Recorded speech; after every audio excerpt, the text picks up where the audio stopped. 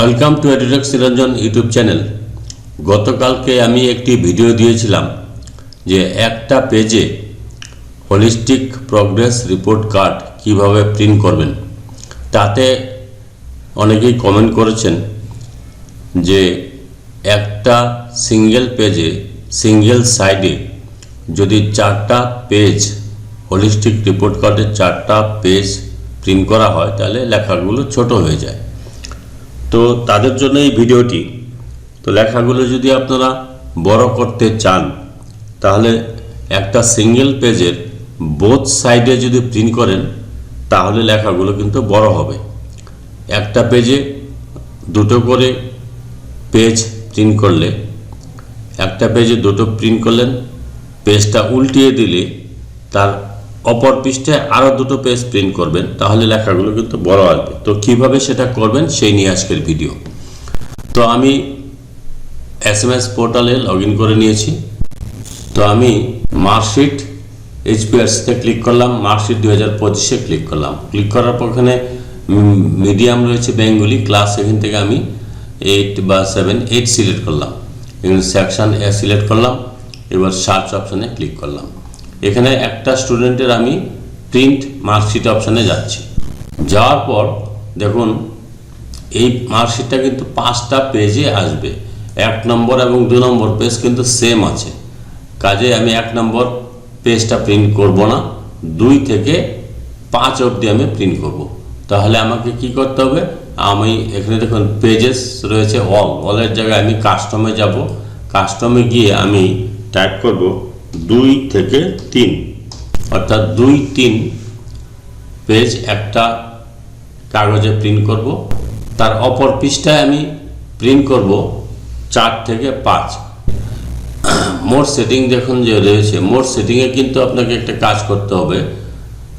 এখানে 2 থেকে 3 দিলেন, মোর সেটিংয়ে পার পেজ কত 2 করবেন, অর্থাৎ একটা পেজে দুটো মার্কশিট দুটো পেজ প্রিন্ট হবে। এই পেজটা প্রিন্ট হবে এবং এই পেজটা প্রিন্ট হবে। এটা প্রিন্ট করলেন, প্রিন্ট করার পর এই পেজটা উল্টে দেবেন। অপর পৃষ্ঠায় আপনি কি লিখবেন, এখানে কাস্টমে গিয়ে কি করবেন 4 থেকে 5 লিখবেন, 4.5 লিখলাম। লেখার পর এখানে দেখবেন এটা হচ্ছে অপর পৃষ্ঠায় 4 নাম্বার এবং 5 নাম্বার পেজ প্রিন্ট হবে।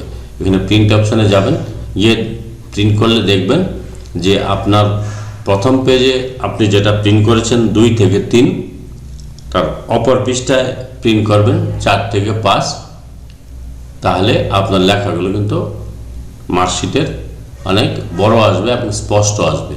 আর যদি একটা পেজেই প্রিন্ট করেন, সেটার ভিডিও আমি দিয়েছি। একটা পেজে যদি আপনি টোটাল হোলিস্টিক রিপোর্ট কার্ডটা প্রিন্ট করেন কীভাবে করবেন সেটাও আমি দিয়েছি গতকালকের ভিডিওতে।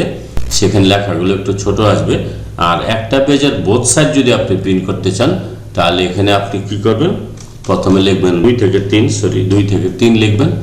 আর এখানে পেজ পার শিট লিখবেন, এখানে সিলেক্ট করবেন 2, পেজ পার শিট 2 সিলেক্ট করবেন, এটা প্রিন্ট করবেন।